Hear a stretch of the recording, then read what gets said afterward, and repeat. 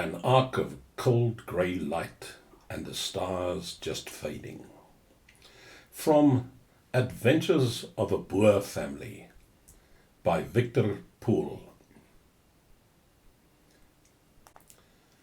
The speed with which the Boers mobilized was demonstrated in the case of my own brothers, for within a few days of the declaration of war, Willie, in company with a brother-in-law, Peter Ferreira, was on active service on the Natal front, while Stefans and Frederick were dispatch riding for the Lady Brand Commando. On the level flats that stretched from our farmhouse in every direction, and that were bordered on the south by the Menschvretersberg, Cannibal Mountain, and on the east by the Koranenberg Range, horsemen could be seen, singly, in twos, and in small groups, riding to join their various commandos. And most of the young Boers with whom we were acquainted, and many who were strangers, somehow found that their road led past our house, and came in for a farewell cup of coffee or tea. Those of us who remained at home soon settled down to the new life, and work proceeded on the farm, just as if there were no war. We even took to our books again, while under the guidance of our parents we practiced, I the violin and Sophia the piano, as assiduously as ever. After we had acquired our Mosers, we no longer used the old shotgun and the martini. There was game in plenty, and it fell to me to supply the larder with it, a duty which I undertook with at least as much sense of responsibility as love of sport. There were now on our farm springbok and blesbok that had strayed from neighbouring farms. There were roebuck in the Rantjies and in the Menschvretersberg, as well as guinea fowl and hares. But I went in pursuit chiefly of the many poes, bustards, that were to be found on the flats. Dudley, Eric, and I soon adapted ourselves to the changed conditions, and in a very short time we had assumed all the duties for which our elder brothers would ordinarily have been responsible, while Sophia had, in like manner, changed from a rather flippant and giggly flapper into a serious-minded young woman. Now that the able-bodied young men had gone on commando, the countryside seemed curiously quiet and deserted, and post days became red letter days, to which we looked forward eagerly for letters from my brothers.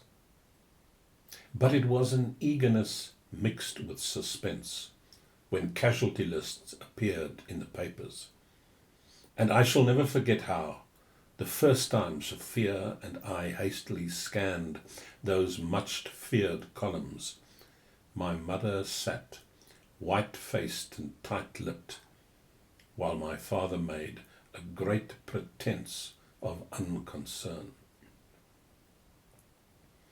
Stefans and Frederick left to join their commando the day after war was declared. The stars were just fading, and an arc of cold grey light was spreading in the east, beyond the Koranenberg, where my brothers were astir, making the first preparations for departure.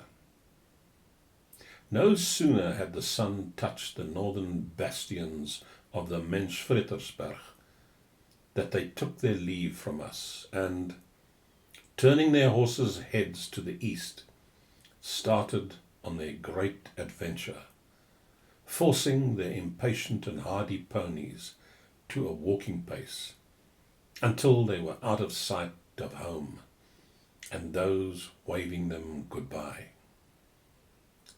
By degrees they were joined by other burghers, riding from across the veld to their rendezvous, Van Rooyen's farm. Soon there were gathered here a large number of farmer soldiers, hefty, clear-eyed, bronzed, and good-natured men from the open veld, looking much as if they were attending a wapenskou, a military review. Their dress and arms such as we used to see on those occasions. Sitting their horses like cowboys, they wore what they had stood in when they were called up, and their rifles and bandoliers were slung carelessly on their persons, according to individual inclination. A raincoat or a blanket, or both, were rolled tightly and fastened to the pommel or tail of each saddle, and in most cases saddlebags stuffed to bursting with Boer rusks, bread and biltong completed their outfits. To an outsider, this motley and unwarlike gathering would have appeared to be without leaders or discipline, for the Boer leaders did not differ in appearance from the rest of the slouching burghers. And yet, when they addressed the men, they were listened to with attention, although not with parade ground rigidity. What these men lacked in military discipline was largely made up for by their independence of thought and action, and their sense of responsibility. Moreover, many of the men were deeply religious, and all these qualities, combined with their profound faith in their cause, their reliance on themselves and their Moses, and the knowledge that they were fighting for their homes and their country, made of this undisciplined crowd a formidable army, one to whose prowess the civilized world was to pay tribute. From a military point of view, their remarkable opposition to the British forces could be attributed to three main causes. The straight shooting of which 90% of the men were capable, their superb horsemanship, and their almost infallible judgment of distance. All of these the natural result of the hunters' lives they had led, many of them from childhood, in a country teeming with game. When the commando had all gathered at Van Rooyen's farm, there were some speeches and a prayer, and they sang a hymn, Slechts vertrouwen, dat is al. Simply trusting, that is all, before the burghers took leave of relatives and friends. When they were ready to set out, they were told that the commando had been detailed to guard the Basutoland border, as the Basutos would be an unknown quantity in the coming conflict. This was a great disappointment, as the prospect of idling away the time in camps or trenches was little on their minds. Stephans and Frederick were fortunate in being put onto dispatch riding immediately, but it was not long before they were casting about for a means of making their way to the front, where real fighting was imminent. In this, Stephans was successful soon after their arrival at the border, as he was allowed to join a detachment of the Tabanshu Commando, which was suddenly called to Koolsberg. Frederick was out dispatch riding that day, but was given permission to follow up the detachment the next day.